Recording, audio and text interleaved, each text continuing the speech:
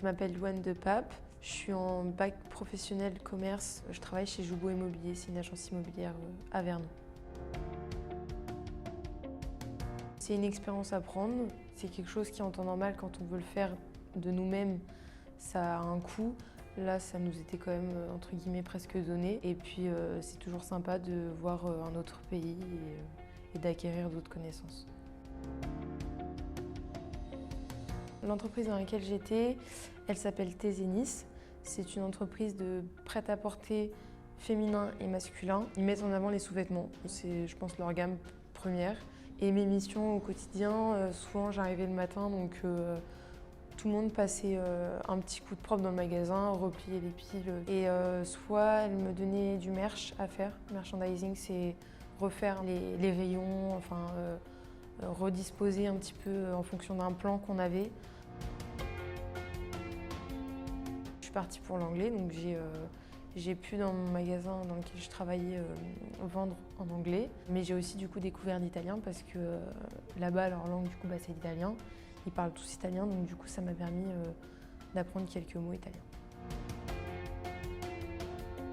Erasmus, ça a toujours été quelque chose que je voulais faire. Et donc du coup de le faire entre guillemets en mini voyage, ça m'a permis un petit peu d'avoir l'expérience avant de faire Erasmus sur 6 mois, 1 an.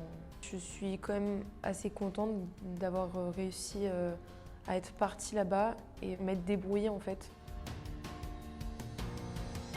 Ça nous a permis de visiter en dehors de nos heures de travail, le week-end par exemple. On a fait les tours de Bologne. On est allé visiter la Piazza Maggiore. On a fait la basilique San Luca, c'est aussi une basilique qui est très connue.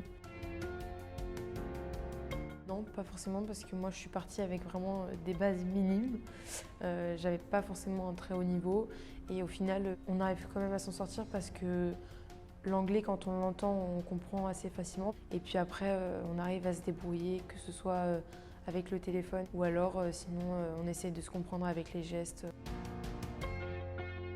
C'était assez marrant parce qu'on s'y attendait pas du tout, mais souvent au feu rouge dans la ville, il y avait des messieurs qui faisaient des spectacles de feu. Je pense que c'est une expérience à prendre. C'est pas tous les CFA ou toutes les écoles qui permettent ça. Et aussi bon pour les gens par exemple qui veulent faire Erasmus plus tard. C'est bien de faire Erasmus+ parce que du coup ça permet d'avoir en fait entre guillemets un avant-goût. Donc oui, je recommande.